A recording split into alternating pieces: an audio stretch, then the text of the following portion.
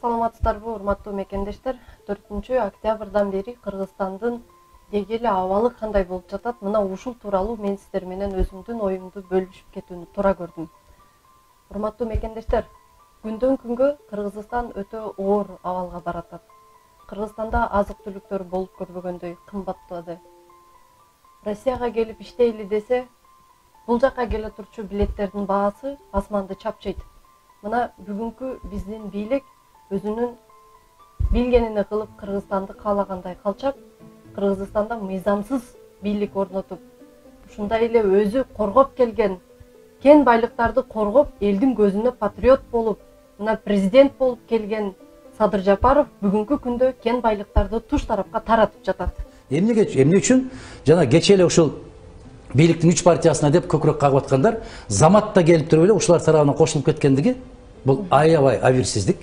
Же азыр эле ушул жерде айтылып кеткендей, сырттагы кандайдыр бир күчтөргө куурчак болуп ойноп берип атат. А мен муну шайлоо учурунда эле айткам. Булар маселе чечпеген саясий лидерлерибиз. Булар куурчактар деп. Аларга кандай буйрук берилсе ошону аткарат. Сөзсүз түрдө аткарат. Мен туура түшүнсөм, мен балким тарапташтар жеткирер, Садыр Нурмажоевичке. Мен азыркы кадамдарынан мындай пайгамбар болуп көрүнгүм келбейт. Катардагы эле журналист, кичине эле анализ кылган адам катары айтайын. Азыркы эле кадамдар айтып атат. Эгер бул жигит президенттик тутуп чыга турган болсо, кландардын шантаж туткунуна айланат. Бул азыртан эле ээрге кыйшык отурду. Шашып кетти балам. Шайлоодон эгер утуп чыга турган болсо, кландарды кырат. Же болбосо алардын шантажына моюнсунуп, туткунуна кирет. Мына мен айтканымды жазып коюңдар. Жер маселесинде мен ойлогомун, мурун биздин азыркы президент Садыр Жапаров айтып келди, эл менен жолукканда дагы, мен дагы кошо жүрдүм, айрыкча түштүк тарапта. Кайсы бир кен байлыктын лицензиясында сатылган мамлекеттин үлүшү жок болсо, ал лицензияларды кайтарабыз деп айткан.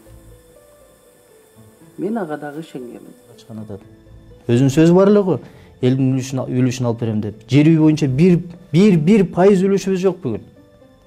Чарат боюнча, Талды булак боюнча, Бозумчак боюнча талап кылып атат. Конституцияны талап кылган жок эл. Эл бүгүн Жапаров адилеттүү болуп берчи деп талап кылып атат. Гести болсо Өзбекстанга, жер үйдү Орусияга, мына ошондой эле жетим тоону дагы Кытайга карматканы турат. Урматтуу мекендештер, биз ушул күнгө келүүнүн алдын алсак болот беле? Биз чындыкты айткан адамдарды каралап баштаганда, чындыкты айткан адамдарды куугунтуктап баштаганда, биз баарыбыз бир болуп, туура эмес кылып жаткан ишини баарыбыз жапырт айтканыбызда мындай оор абалга келип кыпчылбайт элек. Урматтуу мекендештер, Садыр Жапаров куугунтук көрүп, кыйналып, башына караан күн түшүп турганда биринчилерден болуп, башка саясатчылар качып туш тарапка кирип кеткенде Адахан Мадумаров чыккан, Садыр Жапаровдун укугун коргоп. Мына ушул өзүнүн эң маанилүү конкуренти катарында көрүп, Адахан Мадумаровго болуп көрбөгөндөй, адамдын кулагы укпаган сөздөрү менен каралатып, элдин көзүнө жаман көрсөткөнүн аракет кылып келет. Мына ошондой эле Садыр Жапаров ушундай куугунтукталып жүргөндө, анын сотторунда чуркап жүргөн Орозайым Нарматова деген кызга кандай каралоолор болуп жатат. Күренов Тилекмат, мына өзүңүздөр билгендей, азыр камакта. Эмне үчүн? Кен байлыктарды коргоп, бийлик кен байлыктан колуңду тарт дегени үчүн бүгүн куугунтукталып, эки кичинекей болгон наристелерини жалгыз калтырып, өзүнү камап койду. Биз эмне үчүн ушундай чындыкты айтып чыккан адамдарды ушинтип кордотуп, куугунтуктатып, аларды каралатып коюп олтура беребизби, урматтуу мекендештер? Өзүбүздүн оюбузду, өзүбүздүн укугубузду эмне үчүн биз коргоп чыкпайбыз, айтпайбыз? Качанга чейин биз ушундай кыргыз өзүнүн кыйымдарын кыйып келет? Айтыңыздарчы. Мен мына сыртта олтурсам дагы менин жүрөгүм Кыргызстан деп согот. Кыргызстандын ушундай биздин гест, бул суу, биздин урпактардан урпактарга кала турган бул өтө маанилүү. Жылдыз Жолдошова эжекебиз айтып атат. Алтыныңды алдырсаң алдыр, сууну алдырба деп. мына ушул Жолдошева эжеке дагы Садыр Жапаровду аябай колдоп, түрмөдө отурган кезинде дагы кабар алып, кой чыгаралы деп бийликке айтып, ушундай жан талашып келген эжекени дагы бүгүн балдарыны жумуштан алып, өзүн дагы ушинтип куугунтуктап. Бул бийлик эмне болгон бийлик? Бул бийлик кимден өч алып атат? Чындыкты айтып чыккан адамдар Садыр Жапаров түрмөдө отурганда жагат эле кулагына майдай. А эмне үчүн бүгүнкү күндө ошол эле чындыкты айтып атса жакпайт? Ушул жагын ойлонуп көрбөйлүбү? Биз ушуну баарыбыз ушул ойду, чындыкты, адилеттүүлүктү, мыйзамдуулукту талап кылып, бардыгыбыз үн катчу болсок, сүйлөп чыксак, ой пикирибизди коркпой айтсак, биз мына бүгүнкү күндө Кыргызстандын келечегин сактап калабыз. Мына 4-октябрдан бери канча саналуу гана айлар өттү. Эгер ошончо 2 жыл, 3 жылдан кийин биздин Кыргызстандын абалы кандай болот? Мына ушул жөнүндө ойлонуп көрбөйлүбү? Биз, например, мына Адахан Мадумаров 12 жылдан бери кызматта жок. Эмне үчүн Адахан Мадумаровду бүт бийликтин машинасы ушундай каршы иштеп каралап келет? Эмне үчүн? А эмне үчүн башка бирөөлөрдү каралабайт? Жеңиш Молдахматов чыкты, чындыкты айтып, адилеттүүлүктү талап кылып, аны дагы каралап жатат. Эртең дагы бир жаш саясатчы чыгышы мүмкүн, аны каралайт. Чындыкты айткан адамдарды ушинтип каралатып жүрө бербейли, урматтуу мекендештер.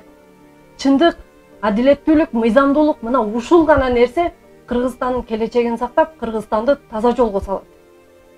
Бардыгыбыздын оюбуз бир болсун, Кыргызстаныбыз үчүн бардыгыбыздын максатыбыз бир. Биз башка адам, башка партиялар болсок дагы, баарыбыз ушул бийликтин көзүн түз ачып, бетине айтып, ушул нерселер менен үн каталы, айталы, саясий куугунтуктоолорго мындай болбосун, талап кылалы ушуну. Биз куйдун этин жейбиз,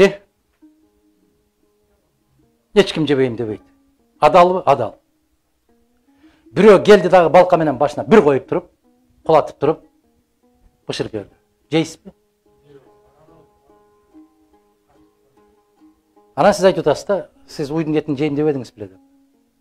Туура. Бирөө аны жакшынакай кылып, адалдап, Аллахтын жолуна деп, эрежеси менен сой, анан бышыр. Конституция ушундай. Бекинип алып жазылбайт. Элдин мүдөөсү, элдин каалоосуну эске алынат. Бул бир. Экинчиден, конституцияны алуунун эрежеси бар. Жогорку кеңеш 1-3 окуудан кем эмес. Окулуп каралыш керек, алыш керек. Бир окуу менен экинчи окуунун ортосу 2 айдан кем эмес убакыт болуш керек. Бул эң минимум 4 ай өтүш керек. Үчүнчүсү, эң негизгиси, легитимдүү жогорку кеңеш кабыл алыш керек. Азыркы жогорку кеңеш 28 октябрдан кийин мунун ыйгарым укугу бүткөн. İşte деп атат да. İşte деп атат да. Аларга жагып атат да. Бул себеп кече өтпөй калышканда алар. Кудай көктөн издеген жерден берди да. Армияга барган балдар барбы, билеби? Айтат эле го, барганда эле пол мой десе мое берген, баары бир мойдурат дегендей. İşte деп атат, иште атат да. Буларга баары бир экен да. Айлык алып атат. Ал үйдө отурушат. Өздөрү өрттөгөн жерди кайрадан элдин акысынан жакшынакай кылып ремонттоп алды. Күйүп кеткен килемдерин жаңылап алды. Эмнеге отурбасын? Азамат, өзүңөр жообун билесиңер, мен айттыргыңар келип атат да ошону. Ошондуктан мен дагы президенттик башкаруу дегенде жалгыз калганмын. Жалгыз калганмын. Текебаев айткандай, баары макул болду, көгөрүп сиз жалгыз калдыңыз деди. Азыр дагы жалгыз калдым дагы, элдин баары эле президенттик деген экен го. Эмне үчүн мен укпады ошондо? Бирок менин айтканым мыйзамдуу жол менен деп атам. Эрежеси менен баралы. Азыр Конституцияда мындай деп жазыптыр. 116 берендеден турат экен. Конституция деген ашып, ары бери келди дегенде бир 80-90 тегерегинде болуш керек. Бул баягы ар бир баскан турганды жаза турган документ эмес. Мынтип жазып атат. 7 мыйзам чыгаруу булагын демилгесин берет экен. 7 субъектке. Кимдер? Ал жерде эл курултайы да бар экен. Анда жогорку кеңеш эмне иш кылат? Генеральный башкы прокурорго бериптир мыйзам чыгаруу укугун. Жогорку сотко бериптир мыйзам чыгаруу укугун. президентке бериптир мыйзам чыгаруу укугун. Аткаруу бийлигинин жетекчиси катарында кайра өзүнө бериптир. Оң колу менен, сол колу менен да жазат экен. Мындайча айтканда, мен турам, менден кийин мен бармын, анын артындагы кийинки мен. Мен бардыгы мен. Сот мен, прокурор мен. Муфти дагы жарабай калды. Эгер эл каалап бата бербирсе, ал дагы мен болоюн. Макулсуңар ушуга? Анан эмне менден сурап атасыңар? Мен ушуну түшүндүрүп айтып атам. Эгер дейт, аткаруу бийлигин президент жетектейт дейт. Эгер курултай болобу, жогорку кеңеш болобу, өкмөттүн ишине нааразы болгон болсо, менин администрация башчым кетет дейт.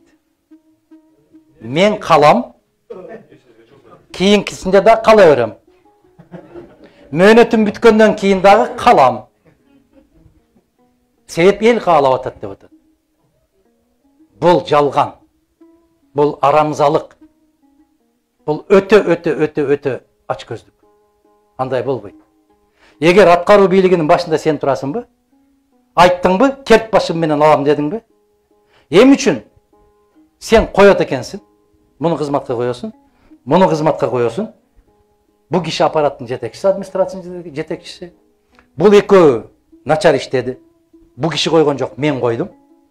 Бул экөө начар иштеди. Мен бул кишини урушат экенмин.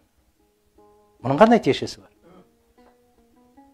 Бул киши эмне иш кылат? Менин айтканымды жасайт. А мен айтканым үчүн жооп бербейм, а бул киши жасаган үчүн жооп берет экен. Бул кандай деген система? Силер айткылачы, айланайындар. Бул кандай деген система? Бул үчүнчү жагын айтайын. Сотторду мен дайындайм дейт. Эгерде сот туура эмес чечим чыгарса, мен аны кызматтан алам дейт. Не дейсиңер буга? Прокурорду дагы мен дайындайм дейт. Ойланайын, бул деген менимче бир падышанын да оюна келген эмес. Мындай нерсе келген эмес. Андай болбойт. Ошондуктан мен андай конституцияга каршымын, эним. Андай жол менен болбойт. Мен айтып аткан, сунуштап аткан, бул президент аткаруу бийлигинин башында болот. Кабинет, ошол министрлердин кабинеттин өзү жетектейт. Өзү керт башы менен жооп берет. Кызматтан кете турган болсо өзү кетет, биринчи өзү кетет.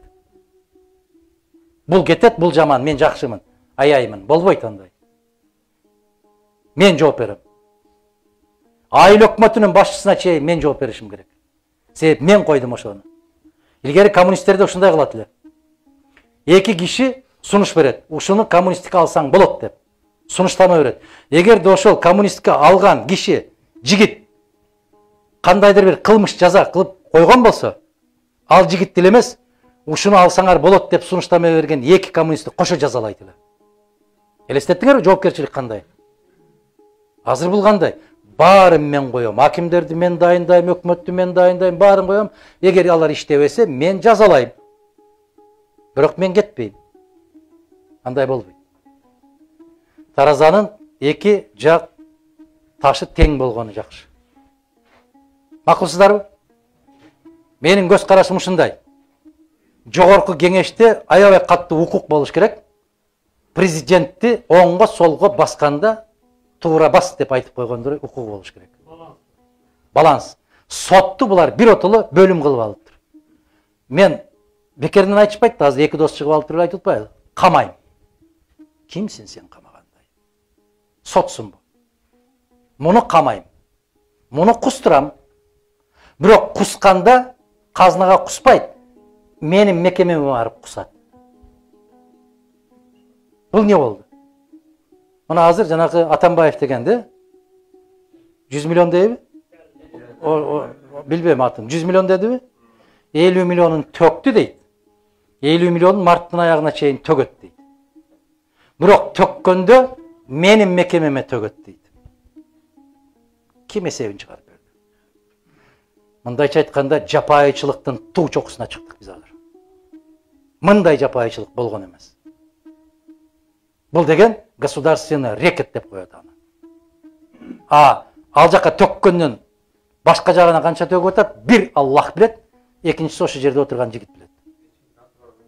Азамат. Билесиңер да, мени сүйлөтөсүңөр да, ким мени? Эки элибиз ойгонсун, бираз өзүнчө чечим кабыл алганды үйрөнөлү. Бир сиздин сөзүңүзгө гана бир мисал да.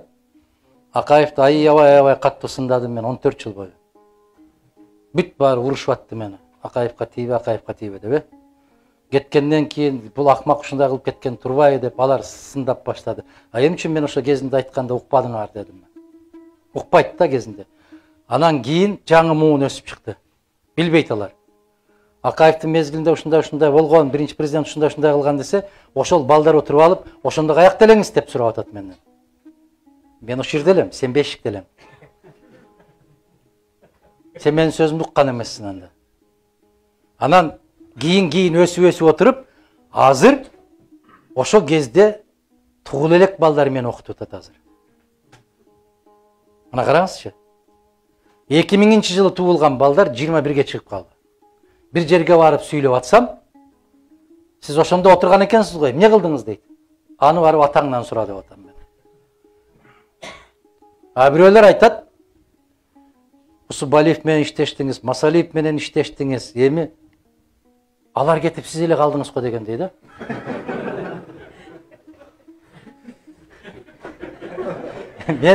Мен өзүм өтө эрте жаш кезимде ошондой улуу залкар аксакалдар менен чогуу жүргөн үчүн ошолор менен тең туштайт экен мен.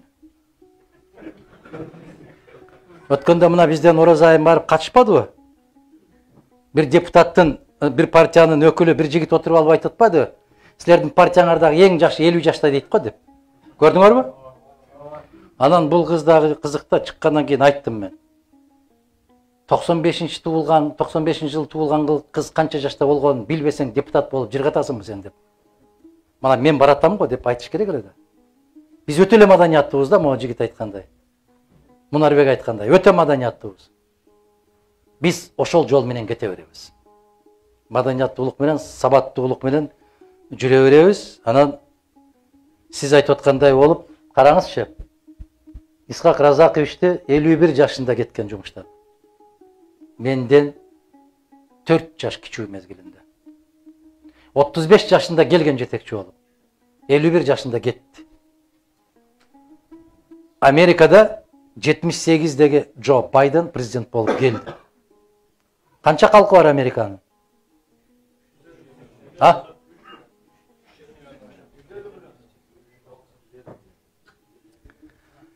Макул.